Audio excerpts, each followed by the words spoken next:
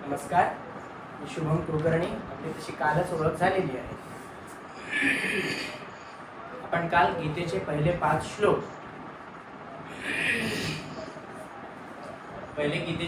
श्लोक आपले झालेले होते. बऱ्याच लोकांना त्रास झाला, त्याबद्दल मी क्षमा मागतो आवाजामुळे.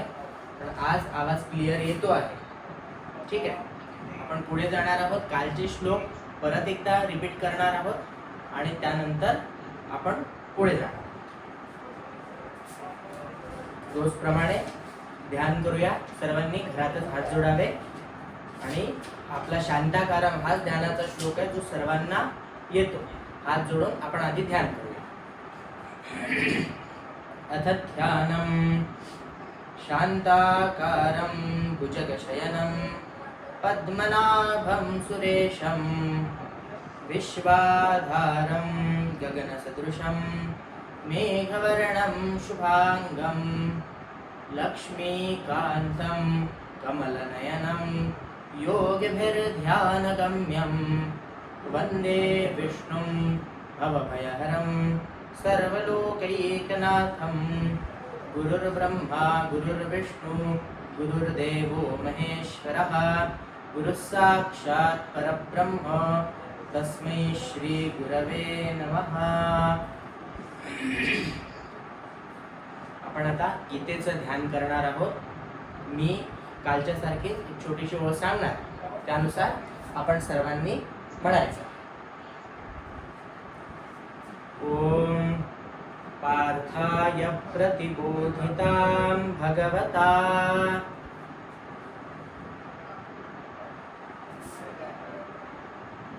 नारायणेन स्वयं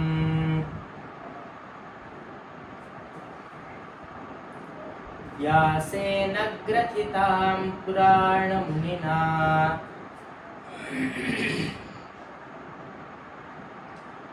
मध्ये महाभारतम्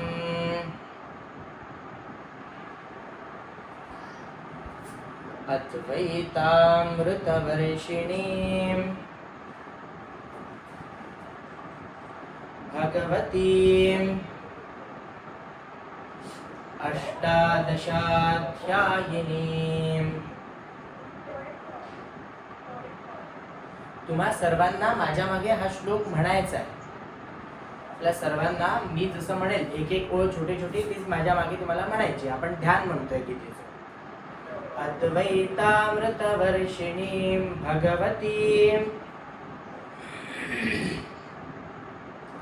अष्टादशाध्यायिनीम्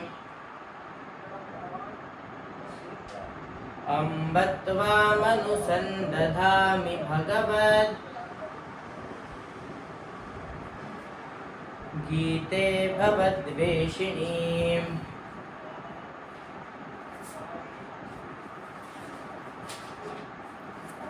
ध्यान झालेलं आहे.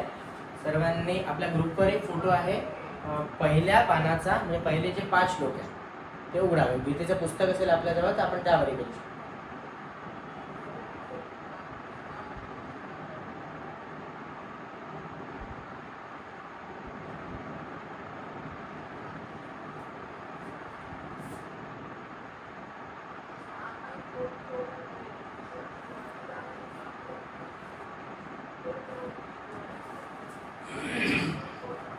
चालू करूया. धृतराष्ट्र उवाच धर्मक्षेत्रे कुरुक्षेत्रे. मी छोटीशी ओळ म्हणणार, मागचा आपला काही भाग जर सुटला असेल तर आपण तो पुन्हा म्हणूया. माझ्या मागे म्हणायचं. धर्मक्षेत्रे कुरुक्षेत्रे समवेतायुयुत्सवः मामकाः पाण्डवाश्चैव किमकुर्वत सञ्जय. धर्मक्षेत्रे कुरुक्षेत्रे समवेतायुयुत्सवः म्हणायचं आहे आपल्याला.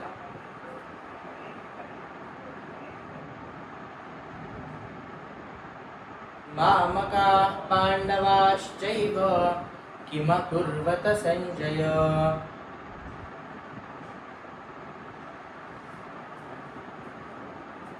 धर्मक्षेत्रे कुरुक्षेत्रे समवेतायुयुत्सवः।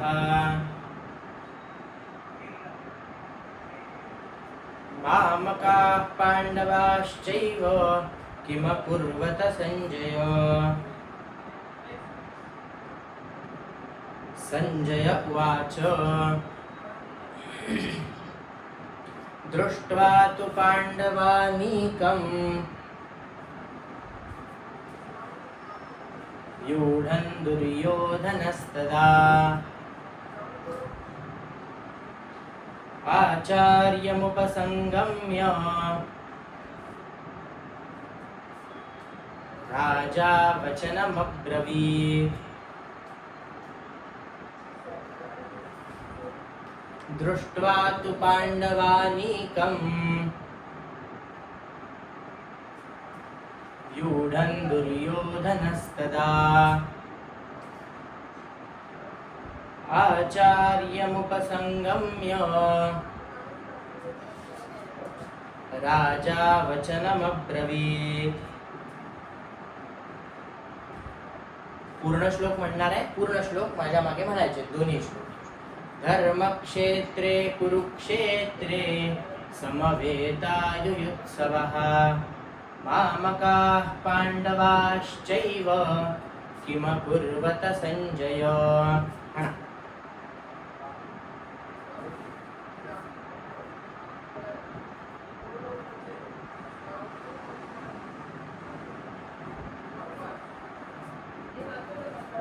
दृष्ट्वा तु पाण्डवानीकं व्यूढन् दुर्योधनस्तदा।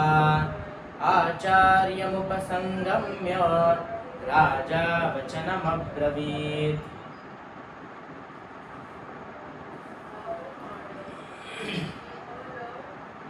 तिसऱ्या श्लोकाकडे वळूया. आपण आवृत्ती करतो आहोत, काल झाले होते, त्यामुळे पुन्हा आपल्याला म्हणत राहायचं आहे. मी जसं तसं सांगेल माझ्या मागे, आणि मोठ्याने म्हणायचं आहे. घरी बसलं म्हणून मनात म्हणायचं नाहीये. सर्वांनी मोठ्याने म्हणा. जोपर्यंत आपण मोठ्याने म्हणणार नाही तोपर्यंत ते उच्चारण आपल्या तोंडात येणार नाही. त्यामुळे कृपया सर्वांनी मोठ्याने म्हणा, घरी बसून. पश्यैतां पाण्डुपुत्राणां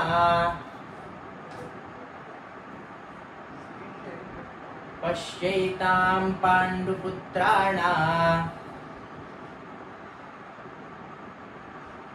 आचार्य महतीं चमूं आचार्य महतीं चमूं व्यूढान् द्रुपदपुत्रेण. तिसरा श्लोक चालू आहे आपला, ठीक आहे. व्यूढान् द्रुपदपुत्रेण तव शिष्येण धीमता तव शिष्येण धीमता पश्यैतां पाण्डुपुत्राणामाचार्य महतीं चमूं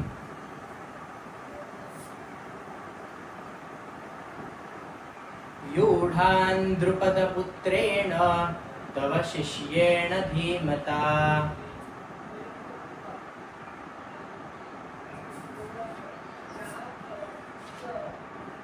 आता चौथ्या श्लोकाकडे वळत आहोत. त्यामुळे चौथ्या श्लोकाकडे जायचं. अत्र शूरा महेश्वासा.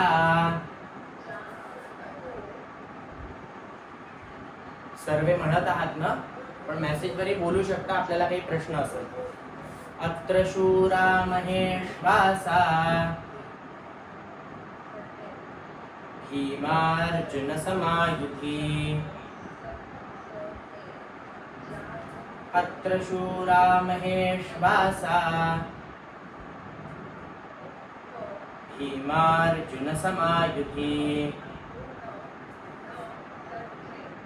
युयुधानो विराटश्च युयुधानो विराटश्च द्रुपदश्च महारथः द्रुपदश्च महारथः धृष्टकेतुश्चेकितानः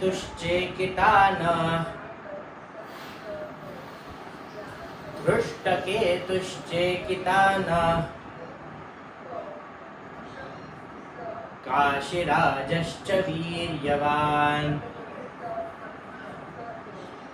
धृष्टकेतुश्चेकितानः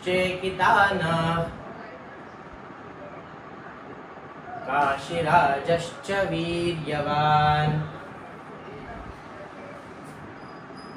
पुरुजित् कुन्तिभोजश्च पुरुजित् कुन्तिभोजश्च शैब्यश्च नरपुङ्गवः शैब्यश्च नरपुङ्गवः। हे 5 श्लोक आपले काल झालेले होते. तर कोणी म्हणून दाखवण्यास इच्छुक आहे? कोणीही 5 श्लोक किंवा 1 श्लोक कसंही कोणी म्हणून दाखवण्यास इच्छुक असेल तर आपण कृपया आपला हँड रेस करू शकता, हात वर करू शकता.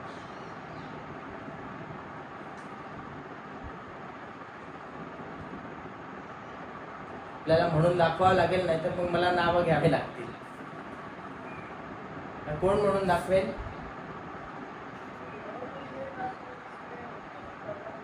ठीक आहे, पुढे जाऊया. काल काही जण नव्हते किंवा काही त्रास झाला असेल तर एकदा अनुस्वारांचे नियम आपल्याला 2 मिनिटात बघायचे आहे. पुन्हा एकदा अनुस्वारांचा उच्चार आपण कसा करणार आहोत प्रत्येक शब्दामागे.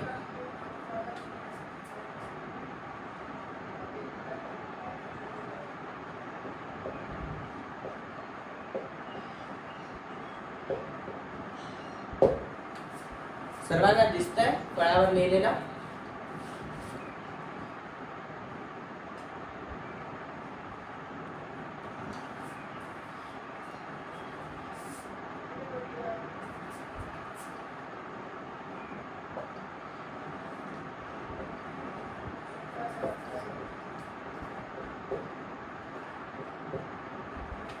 बघा, पहिली हे व्यंजनांचा वर्ग. पहिली त्यातली लाईन आहे क, ख, ग, घ आणि ङ. क, ख, ग, घ आणि ङ. तर आपल्याला एक गोष्ट लक्षात ठेवायची आहे की कुठल्याही शब्दाच्या किंवा असा शब्द ज्यावर अनुस्वार आहे, कुठल्याही अनुस्वारासमोर जर क, ख, ग, घ किंवा ङ या 5 पैकी कुठलंही व्यंजन जर येत असेल, पुन्हा एकदा लक्षात घ्या, कुठल्याही अनुस्वार अक्षरे असलेल्या अक्षरासमोर, अनुस्वारासमोर जर क, ख, ग, घ, ङ यापैकी कुठलाही अक्षर येत असेल तर आपल्याला त्या अनुस्वाराचा उच्चार म असा करायचा आहे. नाकात जर आपण ग म्हणण्याचा प्रयत्न केला तर त्याचा उच्चारण म तो आपोआप निघतो. तुम्ही म्हणून बघू शकता घरी. ङ म्हणायचं आहे. क, ख, ग, घ, ङ. त्याचं उदाहरण पाहायचं झालं तर आपण एकदम सोपं उदाहरण आपण म्हणतो पंखा. तर पंखा हा जर शब्द लिहायला गेलो अनुस्वाराच्या विना तर तो असा लिहिता येईल. ठीक आहे, पंखा. आपण मराठीमध्ये तो शब्द पंखा असा लिहितो. बरोबर आहे? दिसत असेल सर्वांना? पंखा हा जो ङ आहे तो हलंत आहे. मग क, ख, ग, घ, ङ कुठे येत असेल कुठल्याही अक्षरासमोर तर आपण त्याचा उच्चार, अनुस्वाराचा उच्चार ङ असा करणार. त्याचा पंखा. तसाच आपण बघू शकता दुसरा श्लोक, दृष्ट्वा तु पांडवानीकम. हा जो श्लोक आहे त्यात दुसरी ओळ आहे आचार्य मुप संगम्य. स वर अनुस्वार आहे, स च्या पुढे ग म्हणजे क वर्गातील तिसरं अक्षर ग हे आलंय, त्यामुळे त्याचा उच्चार आपण संगम्य असा करणार. त्यानंतरची ओळ येते च, छ, ज, झ आणि य. जर नाकात य म्हणण्याचा प्रयत्न केला, पूर्णपणे नाकात म्हणायचा आहे, नाकात जर य म्हणायचा प्रयत्न केला तर आपल्याला य हा उच्चार बाहेर पडतो. च, छ, ज, झ आणि य. तर जिथे कुठेही कुठल्याही अनुस्वारासमोर जर च, छ, ज, झ, य हा 5 पैकी कुठलं अक्षर येत असेल तर त्याचा अनुस्वाराचा उच्चार न असा होणार आहे. काय होईल? न. जसं उदाहरण आपण बघायला गेलं तर एक शब्द आहे चंचू.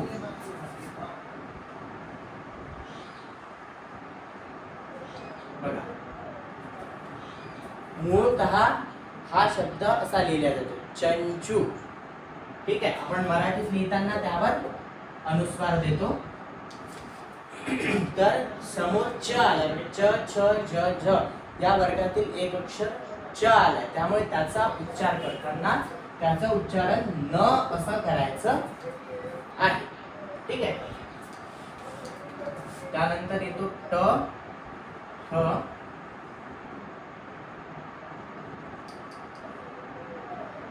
ड, ढ आणि न.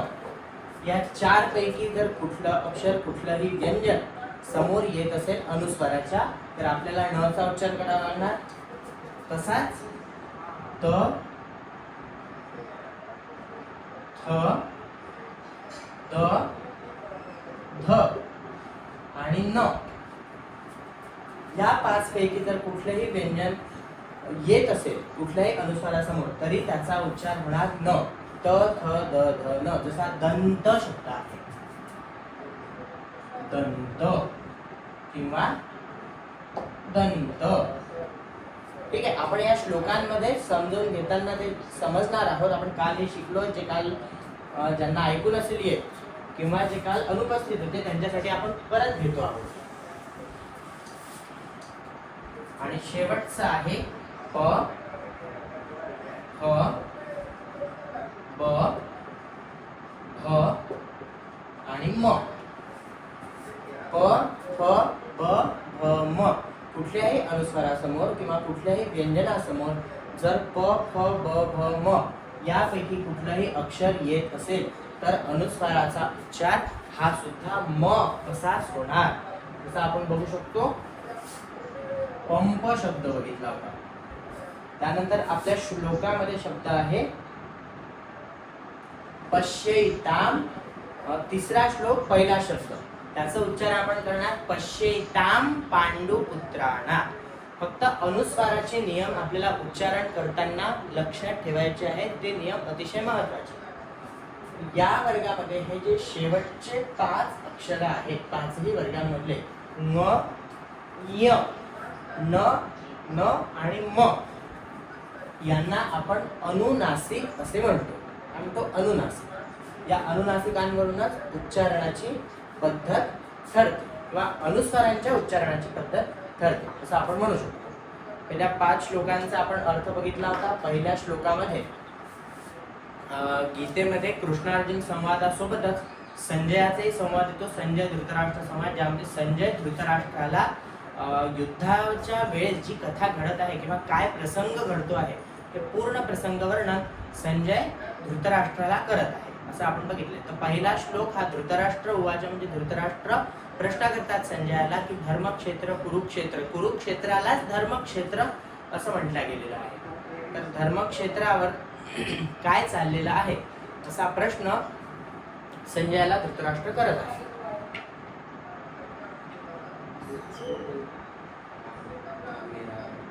तो यहाँ पे भी दिख नहीं रहा कोई मैसेज कर रहा कि नहीं, इसलिए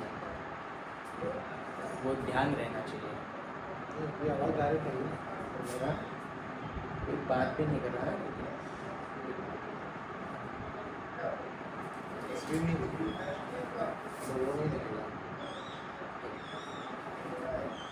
धर्मक्षेत्र कुरुक्षेत्रावर काय चालू आहे? आवाज येत आहे?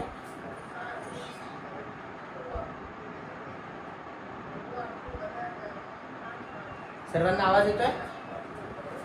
कृपया आवाज येत नसेल तर आपण मेसेज करून व्हॉट्सअपवर सुद्धा कळवू शकतो जर इथे आपल्याला काही अडचण होत असेल तर. काही शंका असल्यास आपल्याला विचारायची आहे किंवा माईक सुरू करून बोलू शकता, चालेल. ठीक आहे, माईक सुरू करून काही शंका असेल तर आपण बोलावे कृपया. तर तो प्रश्न करतो धर्मक्षेत्रावर किंवा कुरुक्षेत्रावर काय चालू आहे संजय ते मला सांग. नंतर संजय त्याला म्हणतात तुमचे पुत्र आणि पांडव म्हणजे पंडूचे पुत्र आणि मामकाहा म्हणजे माझे पुत्र कौरवांचे पुत्र काय करत आहे ते सर्व बघून संजय म्हणतो दुर्योधनाने जी व्यूह रचना केलेली पांडवांची सैन्य आहे त्याकडे बघून दुर्योधन द्रोणाचार्यांकडे जातो आहे आणि त्यांना तो म्हणतो की धृष्टद्युम्न जो द्रोणाचार्यांचा शिष्य होता आणि पांडवांचा सेनापती असतो त्यांनी केलेली व्यूह रचना बघा असा सगळा तो प्रसंग आहे. आपण 6व्या श्लोकाकडे वळूया. आता नवीन श्लोक आहे मी अर्धी ओळ सांगणार माझ्या मागे तशीच म्हणायची. ठीक आहे. युधामन्युश्च विक्रांत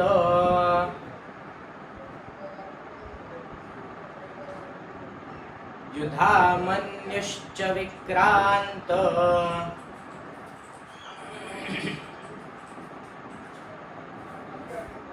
युधामन्युश्च विक्रांत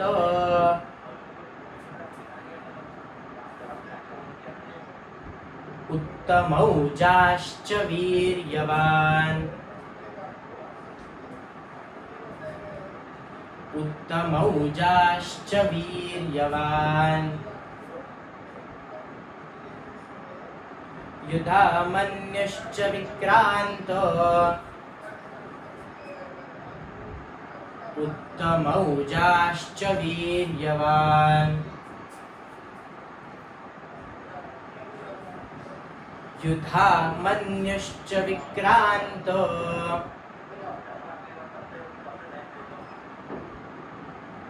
उत्तमौजाश्च वीर्यवान् सौभद्रो द्रौपदेयाश्च सौभद्रो द्रौपदेयाश्च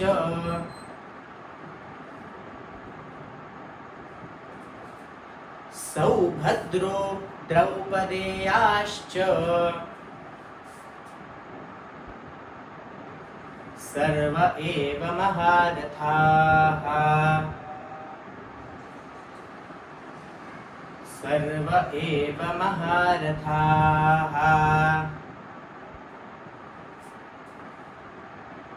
सौभद्रो द्रौपदेयाश्च सौभद्रो द्रौपदेयाश्च सर्व एव महारथाः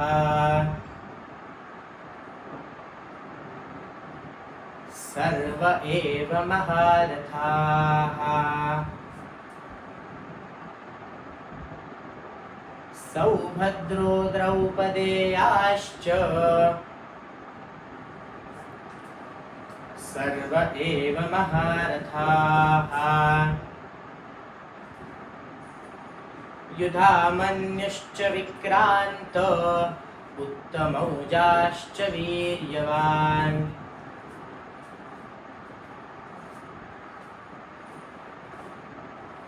सौभद्रो द्रौपदेयाश्च सर्व एव महारथाः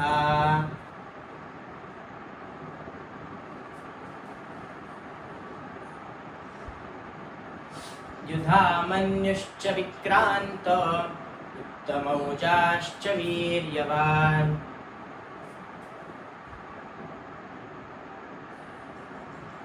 सौभद्रो द्रौपदेयाश्च सर्व एव महारथाः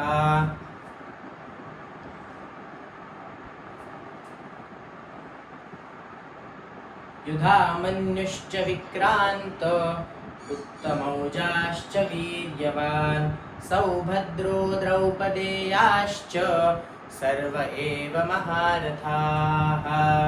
म्हणायचं पूर्ण श्लोक.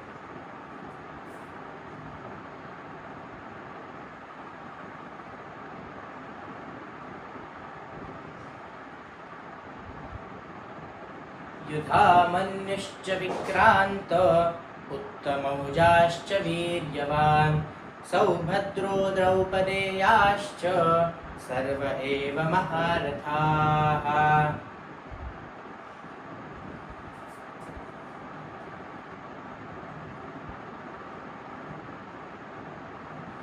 धृष्टकेतुश्चेकितानः काशीराजश्च वीर्यवान् पुरुजित् कुन्तिभोजश्च शैब्यश्च नरपुङ्गवः. श्लोकांसहित मागे चाललोय.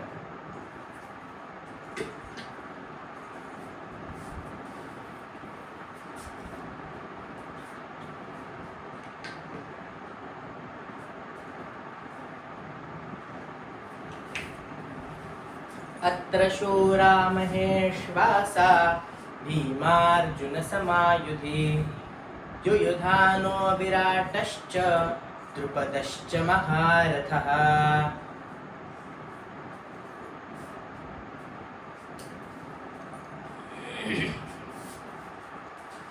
तीसरा श्लोक. पश्यैतां पाण्डुपुत्राणाम् आचार्य महतीं च मूं व्यूढान् द्रुपदपुत्रेण तव शिष्येण धीमता.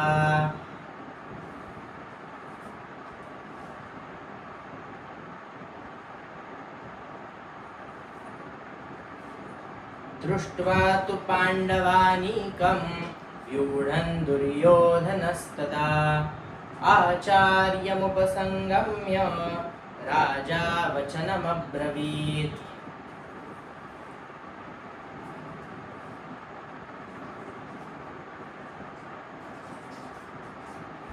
धर्मक्षेत्रे कुरुक्षेत्रे समवेतायुयुत्सवः मामकाः पाण्डवाश्चैव किमकुर्वत संजय.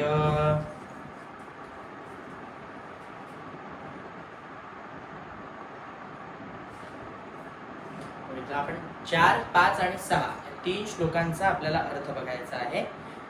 तिसऱ्या श्लोकामध्ये दुर्योधन द्रोणाचार्यांना म्हणतो आहे की तुमचा शिष्य बघा दुर्योधनाने तिथे व्यूह रचना कशी कशी केलेली आहे. त्यानंतर तो हा सर्व संवाद दुर्योधनाचा आणि द्रोणाचार्यांचा चाललेला आहे. त्यात तो म्हणतो या सैन्यात मोठी मोठी धनुष्य घेतलेले भीम अर्जुन यांसारखे शूरवीर म्हणजे पूर्ण युद्धात पांडवांच्या कक्षेमध्ये कोण कोण योद्धे आहेत यांचं वर्णन या श्लोकांमध्ये केलेले आहे. अत्र शूरा महेश्वासा भीमार्जुन सुमायुधि. भीमार्जुन म्हणजे भीम आणि अर्जुन. युयुधानो युयुधान नावाचा एक योद्धा होता. विराट राजा द्रुपद विराटश्च द्रुपदश्च महारथः हे सर्व महारथी आहेत. त्यानंतर धृष्टकेतु चेकितान म्हणजे धृष्टकेतु आणि चेकितान काशीराजश्च वीर्यवान हे 3 राजे आहेत. पुरुजित कुंतीभोजश्च शैब्यश्च कुंती देशाचा राजा भोज देशाचा राजा शैब्यश्च नरपुंगवः इत्यादी सर्व योद्धे आपल्याला समोर दिसत आहेत. युधामन्युश्च विक्रांत उत्तमौ जाश्च वीर्यवान सौभद्रो द्रौपदेयाश्च सर्व एव महारथाः. सौभद्र म्हणजे अभिमन्यू. अभिमन्यूला सुभद्रेचा पुत्र सा अभिमन्यू. द्रौपदेयाश्च द्रौपदेय म्हणजे द्रौपदीचे 5ही मुलं असे सर्वजण या युद्धात सहभागी झालेले आहेत असं दुर्योधन द्रोणाचार्यांना सांगत आहे. त्यांची अफाट सेना तुम्ही बघा. चला आपण 7व्या श्लोकाकडे वळूया. अस्माकंतु विशिष्टाये. बघा लक्ष द्यायचं आहे. अस्माकम वर अनुस्वार आहे आणि त्यानंतर तू म्हणजे त थ द ध न तर या वर्गातलं अक्षर आहे. तर अस्माकमचा जो उच्चार आहे तो न असावा. अस्माकंतु विशिष्टाये. अस्माकंतु विशिष्टाये.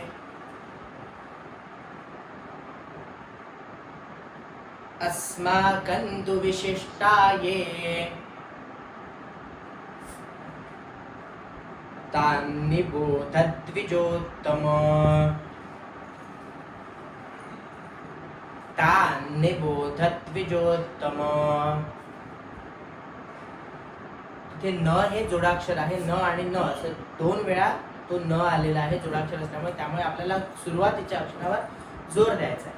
तान्निबोध द्विजोत्तम. अस्माकंतु विशिष्टाये. तान्निबोध द्विजोत्तम. अस्माकं तु विशिष्टाये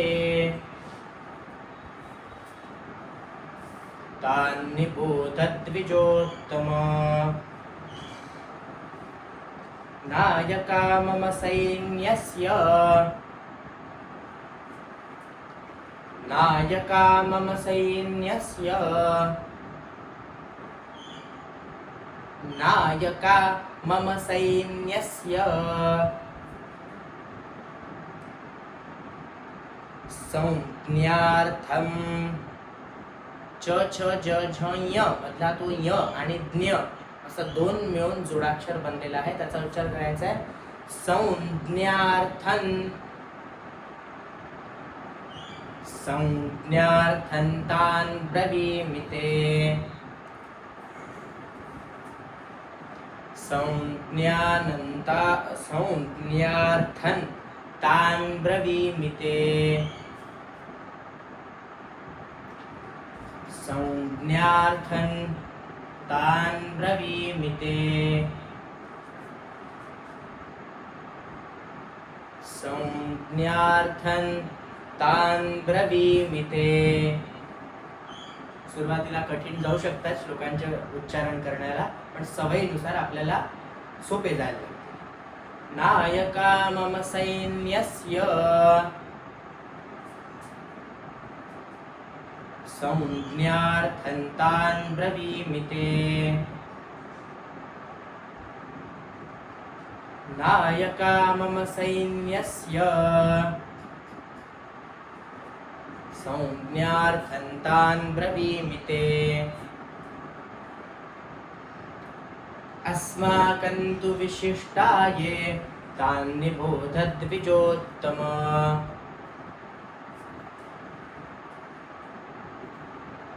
नायका मम सैन्यस्य संज्ञार्थन्तान ब्रवीमिते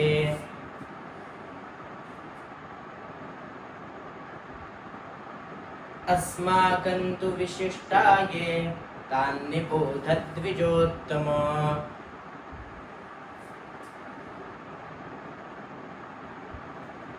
सौभद्रो द्रौपदेयाश्च सर्व एव महारथाः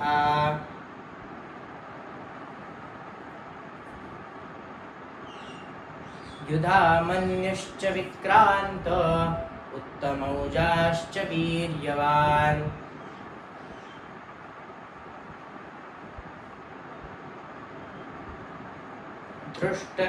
धृष्टकेतुश्चेकितानः काशीराजश्च वीर्यवान् पुरुजित् कुन्तिभोजश्च शैब्यश्च नरपुङ्गवः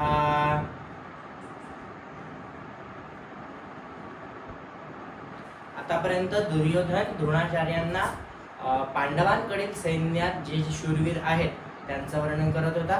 या श्लोकामध्ये तो आपल्या सैन्यात कोण कोण शूरवीर आलेले आहेत याचं वर्णन द्रोणाचार्यांजवळ करत आहे. तो त्यांना सांगतो, अहो ब्राह्मण श्रेष्ठ म्हणजे अस्माकं तु विशिष्टाये तान्निबोधत द्विजोत्तम, आपल्यातील जे जे काही महत्त्वाचे आहेत ते मी तुम्हाला सांगतो.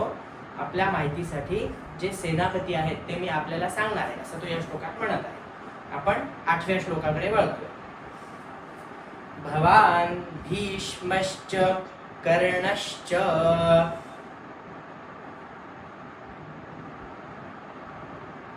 भवान भीष्मश्च कर्णश्च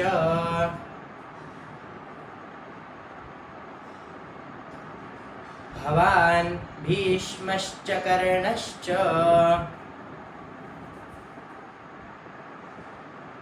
कृपश्च समितिञ्जयः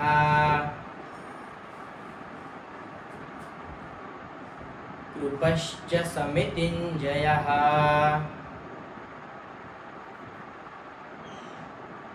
भवान् भीष्मश्च कर्णश्च कृपश्च समितिञ्जयः.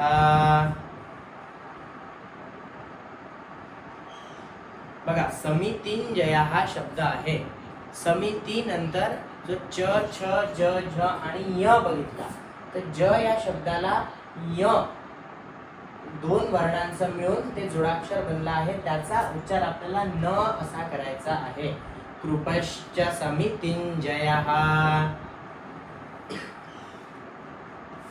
अश्वत्थामा विकर्णश्च.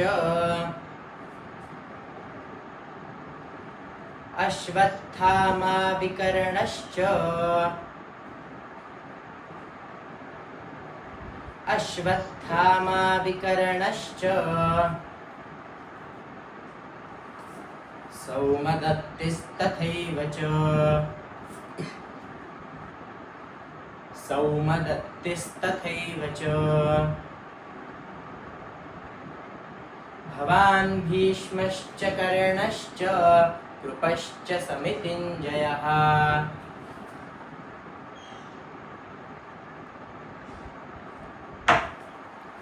अश्वत्थामा विकर्णश्च सौमदत्तिस्तथैव च.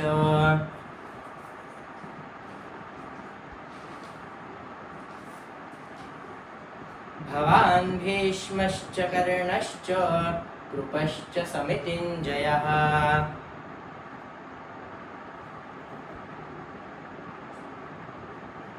अश्वत्थामा विकर्णश्च सौमदत्तिस्तथैव च.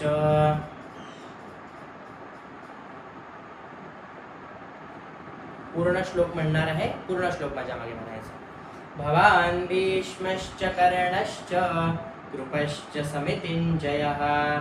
अश्वत्थामा विकर्णश्च सौमदत्तिस्तथैव च.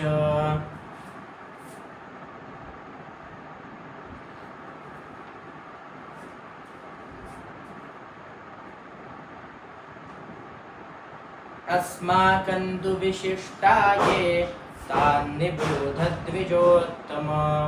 नायका मम सैन्यस्य संज्ञार्थं तान् ब्रवीमि ते.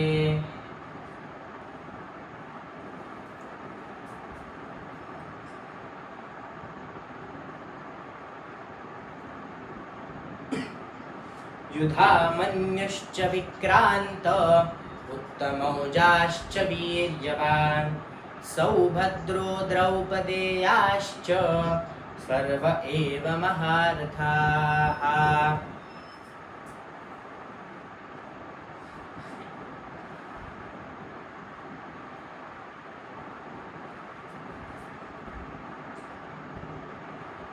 बघा 8व्या श्लोकात तसं आपण बघितलं, दुर्योधन द्रोणाचार्यांना सांगतो आता मी तुम्हाला आपल्या सैन्याचे वर्णन करतो. भवान भीष्मश्च कर्णश्च. भवान, भवान म्हणजे आपण, आपण म्हणजे स्वतः द्रोणाचार्य. माझ्या सैन्यामध्ये कोण कोण योद्धे आहेत तर भवान म्हणजे तुम्ही, भीष्म, भीष्म पितामह, कर्णश्च कृपश्च समितिंजयः म्हणजे तुम्ही आहात, भीष्म पितामह आहेत, कर्ण आहेत, कृपश्च कृपाचार्य, समितीने म्हणजे सर्व युद्धात विजयी होणारे, अजेय असे कृपाचार्य देखील आहेत.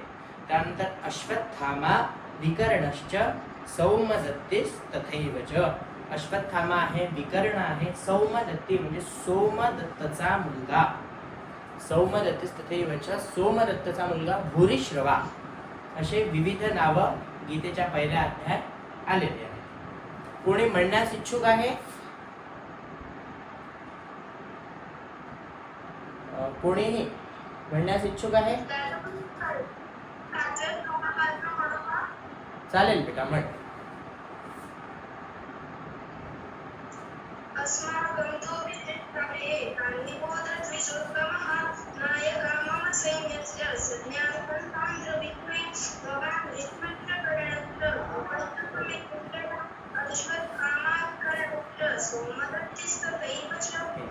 छान म्हटलं, फक्त थोडं आपल्याला स्पीड कमी ठेवायची आहे. आणि 7व्या श्लोकात बघ, पहिली ओळ जी आहे ना, तान्नी बोध द्विजोत्तम. तमाहा नाही म्हणायचं कारण की तिथे विसर्ग नाहीये. ठीक आहे, तान्नी बोध द्विजोत्तम. अजून कोणी इच्छुक आहे म्हणण्यात? पहिलेपासूनही म्हणू शकता आपण, धर्मक्षेत्रेपासून, ते काल झाले होते. आहे कोणी? जर असेल तर माईक सुरू करून म्हणावे कृपया. धर्मक्षेत्रे कुरुक्षेत्रे समवेताय युत्सवः नामका धृतराष्ट्रैव किमकुर्वत संजय संजय उवाच दृष्ट्वा तु पाण्डवानीकं व्यूढं दुर्योधनस्तथा आचार्यमुपसंगम्य राजा वचनमब्रवीत् पश्येतां पाण्डुपुत्राणाम् आचार्यमद्यं च व्यूढां द्रुपदपुत्रेण कवचेन धीमता अत्र शूरापरिवाता गुणार्जुन समायुधि युयुधानो विराटश्च द्रुपदश्च महारथा दृष्टकेतुश्चैतावनं काव्यराजप्रवीर्यवान् कुरुचित्कुन्देवोचश्च श्वेतस्नानसुप्रभः युधामन्युष्टविक्रमः उत्तमप्राप्तवीर्यवान् द्रौपदेयाश्च सर्व एव महारथाः तस्माकं कौरवचित्ताये तानि बोधद्विदुत्तमः नायकान् मम सैन्यस्य पुन्हा सातवा श्लोक पुन्हा म्हण. अस्माकं तु अस्माकं तु विशिष्टाये तानि बोधद्विदुत्तमः तमः नाही, तान्नी बोधत द्विजोत्तम. विसर्ग जेव्हा बघा, विसर्ग असल्यावर जेव्हा दोन टिंब म्हणजे विसर्ग असतो तेव्हा महा किंवा ह असा उच्चार करायचा आहे. इथे फक्त तान्नी बोधत द्विजोत्तम. पण पुन्हा तो श्लोक. अस्माकं तु विचित्राये तानि बोधद्विदुत्तमः पुढे नायकाः मम सैन्यस्य सज्ञार्थं तान् प्रभृति मे भवान् विष्णुश्च कर्णश्च कृपञ्च तमिति तथा अश्वत्थामाविकर्णश्च सोमदत्तश्च दैवतः. खूप छान, अति सुंदर. माझी सर्वांना प्रार्थना आहे, आपणही म्हणण्याचा प्रयत्न करावा. चुकलं तर काहीही हरकत नाही, चुकायलाच पाहिजे, त्यातूनच सुधारणा होईल. पण प्रार्थना आहे की आपण सर्वांनी म्हणावं, म्हणण्याचा प्रयत्न करावा. ठीक आहे, आपण जाऊया पुढे. आपला 9वा श्लोक.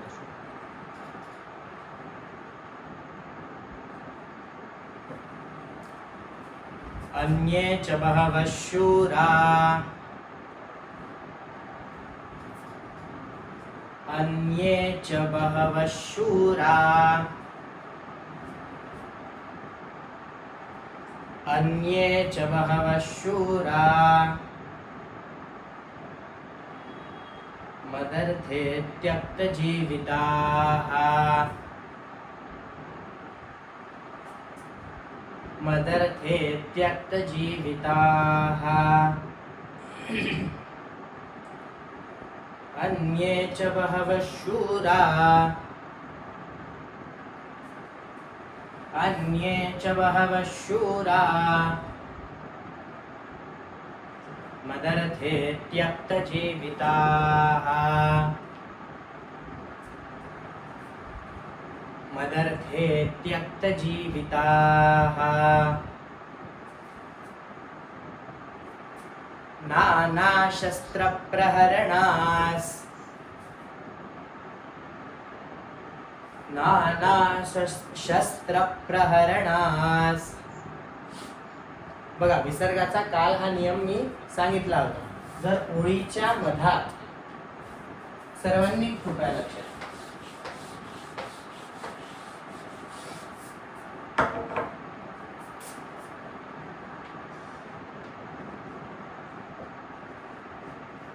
सस्याचा स, षटकोनाचा ष आणि शाळेचा श हे 3 व्यंजने सोडून, ठीक आहे, ही 3 व्यंजनं सोडून विसर्गाच्या समोर आणि पूर्ण विरामाच्या आधी, म्हणजे श्लोकाची ओळ संपली नाही, ओळीच्या मधात जर कुठे विसर्ग येत असेल तर ही 3 व्यंजने सोडून उर्वरित सर्व विसर्गांचा उच्चार हा ह असा करायचा आहे. आपण एक श्लोक म्हटला आहे आधी, दृष्ट केतुश्चेकितानः काशीराजश्च वीर्यवान. ठीक आहे, परंतु आता हा जो श्लोक आहे बघा, इथे आला आहे पहिल्या ओळीत बहवः शूरा, व नंतर विसर्ग आहे, वचा जो विसर्ग आहे त्यानंतरचं व्यंजन येतं श. तसंच खालच्या ओळीमध्ये ना हा तो विसर्ग आहे, त्यानंतरचं जे व्यंजन आहे ते आहे स. बरोबर आहे, म्हणून नानाशस्त्रप्रहरणास म्हणा, नानाशस्त्रप्रहरणास, नानाशस्त्रप्रहरणास, सर्वे युद्धविशारदाः सर्वे युद्धविशारदाः नानाशस्त्रप्रहरणाः सर्वे युद्धविशारदाः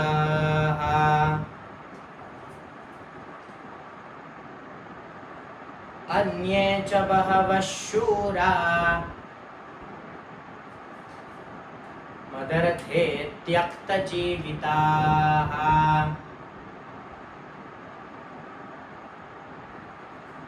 नानाशस्त्रप्रहरणाः सर्वे युद्धविशारदाः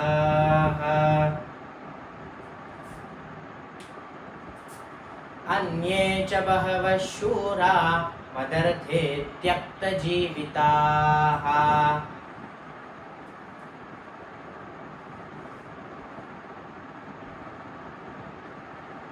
नानाशस्त्रप्रहरणाः सर्वे युद्धविशारदाः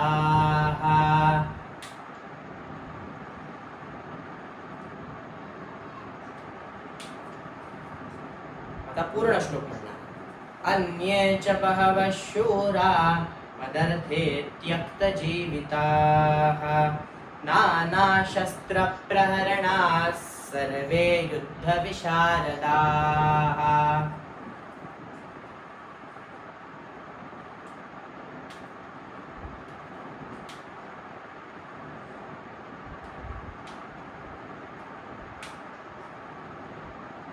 भवान् भीष्मश्च कर्णश्च कृपश्च समितिञ्जयः अश्वत्थामा विकर्णश्च सौमदत्तिस्तथैव च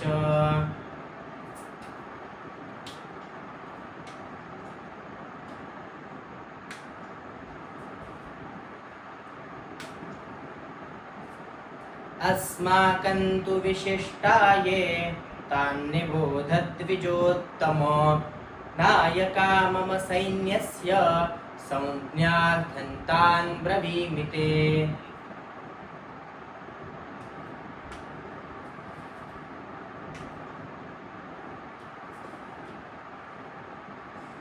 युधामन्युश्च विक्रान्त उत्तमौजाश्च वीर्यवान् सौभद्रो द्रौपदेयाश्च सर्व एव महारथाः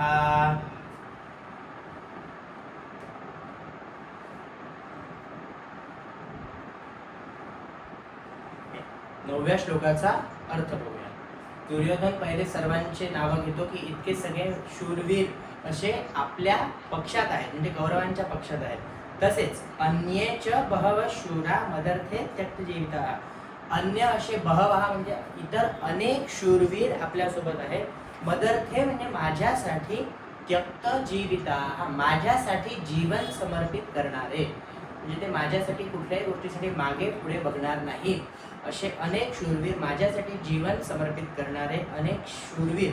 नाना शस्त्र प्रहरणात सर्वे युद्ध विशारदाः, असे अनेक शूरवीर आहेत जे नाना शस्त्र प्रहरणा म्हणजे अनेक शस्त्रास्त्र त्यांच्याजवळ आहेत.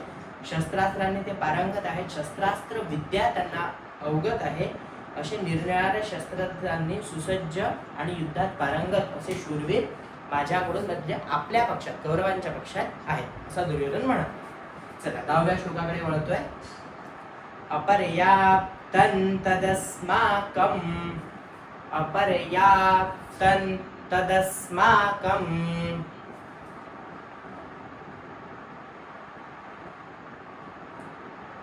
अपर्याप्तं तदस्माकं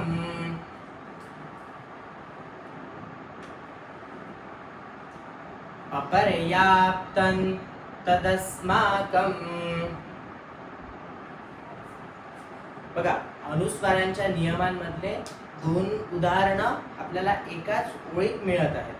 अपर्याप्तन, त नंतर पुन्हा त आलेला आहे, त्यामुळे त चा उच्चार जो आधीच्या अक्षरावरचा अनुस्वार आहे त्याचा उच्चार न होणार. पुन्हा तदस्माकम, क नंतर ब हा शब्द आलाय, क वर अनुस्वार आहे, त्यानंतर नंतरचा जो उच्चार ब असल्यामुळे त्याचा उच्चार म असा होणार. अपर्याप्तं तदस्माकं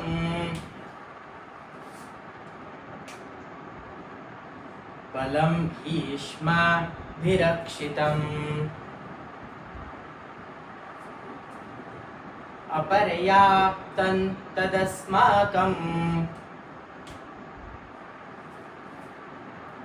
बलं भीष्माभिरक्षितम्. पर्याप्तं त्विदमेतेषां पर्याप्तं त्विदमेतेषां पर्याप्तं त्विदमेतेषां बलं भीमाभिरक्षितम्. बलं भीमाभिरक्षितम्. पर्याप्तं त्विदमेतेषां पर्याप्तं त्विदमेतेषां बलं भीमाभिरक्षितम्. अपर्याप्तं तदस्माकं बलं भीष्माभिरक्षितम्.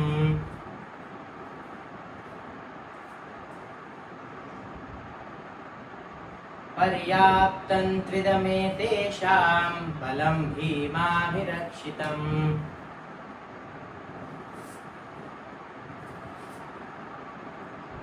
अपर्याप्तं तदस्माकं बलं भीष्माभिरक्षितम्. पर्याप्तं त्विदमेतेषां बलं भीमाभिरक्षितम्.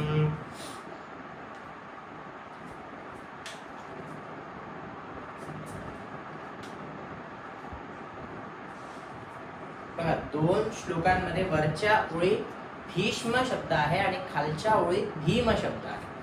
दोन्ही याचा फरक आपल्याला समजून घ्यायचा आहे. बऱ्याच वेळा म्हणण्याच्या ओघाओघात असं होऊ शकतं की दोन्हीकडे भीष्म किंवा दोन्हीकडे भीम किंवा वरती भीम खाली भीष्म. तर वरती पहिले भीष्म आहे, कारण अर्थ तसाच जातोय. दुर्योधन काय म्हणतोय? अपर्याप्तं तदस्माकं बलं भीष्माभिरक्षितम्. आपलं जे सैन्य आहे हे भीष्म पितामहांच्या संरक्षणाखाली आहे. बरोबर आहे? ते म्हणत आहे, दुर्योधन म्हणत आहे की आपलं सैन्य भीष्म पितामहांच्या संरक्षणाखाली आहे. जेव्हा की अपर्याप्तं पर्याप्तं त्विदम एतेषां बलं भीमाभिरक्षितम्. तर त्यांचे भीमाने रक्षण केलेले सैन्य हे जिंकण्यासाठी आपल्याला सोपे आहे. आपलं सैन्य मजबूत आहे. जे भीष्म पितामहांनी ज्या सैन्याचे जे रक्षण करत आहेत, जे भीष्म पितामह आपले सेनापती आहेत, सर्वात पराक्रमी आहेत, त्यांनी संरक्षण केलेलं सैन्य हे अजेय आहे. परंतु भीमाच्या रक्षणाखाली असलेलं सैन्य जिंकण्यासाठी सोपं आहे, असा त्यांचा संवाद चाललेला आहे. त्यामुळे इथे आपल्याला गडबडायचं नाही. अपर्याप्तं तदस्माकं बलं भीष्माभिरक्षितम्. पर्याप्तं त्विदमेतेषां बलं भीमाभिरक्षितम्.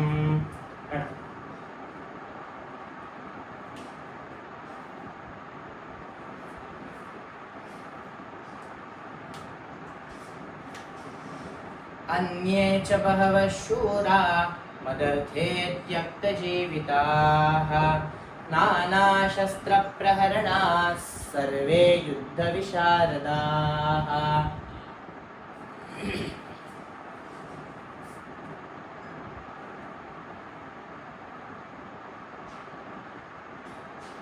भवान् भीष्मश्च कर्णश्च कृपश्च समितिञ्जयः अश्वत्थामा विकर्णश्च सौमदत्तिस्तथैव च.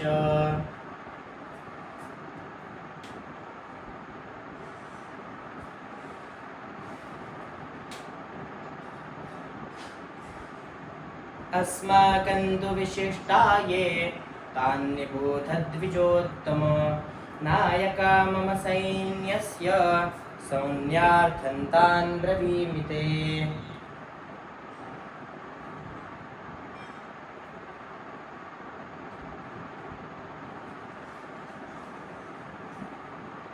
युधामन्युश्च विक्रांत उत्तमौजाश्च वीर्यवान् पुरुजित् कुन्तिभोजश्च शैब्यश्च नरपुङ्गवः।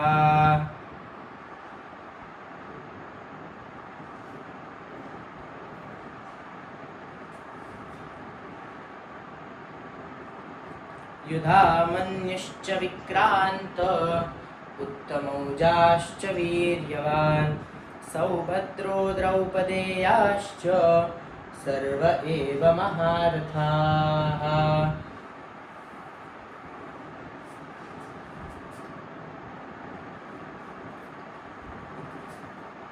आज आपले 10 श्लोक पूर्ण झाले, ठीक आहे, आणि आपण अर्थासहित 10 श्लोक बघितले आहेत. आज सुरुवातीचे 2 दिवस आहेत, तर आपल्याला 5-5 श्लोक 2 दिवशी झालेले आहेत. यापुढे आपली थोडी स्पीड आपोआप वाढेल, आपल्याला वेगळी घाई करण्याची आवश्यकता नाही आहे.